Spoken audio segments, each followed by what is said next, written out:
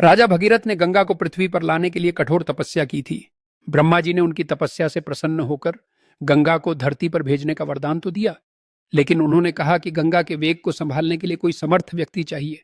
राजा भगीरथ को समझ आ गया कि केवल भगवान शिव ही इस कार्य को पूरा कर सकते हैं।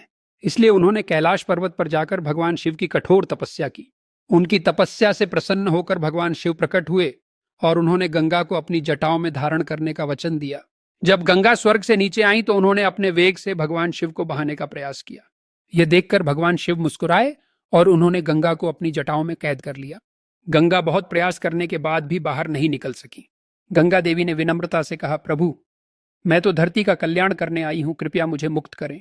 भगवान शिव ने गंभीर स्वर में उत्तर दिया, अहंकार का नाश किए बिना कोई भी शक्ति कल्याणकारी नहीं हो सकती।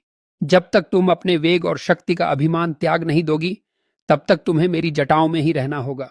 गंगा ने अपनी भूल स्वीकार की और भगवान शिव से क्षमा मांगी।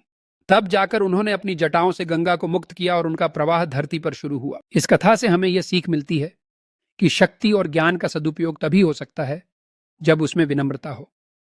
अहंकार व्यक्ति को उसकी शक्ति के बावजूद बंधन में डाल सकता है, और जब तक वह विनम्रता नहीं अपनाता, तब तक उसे मुक्ति नहीं मिलती।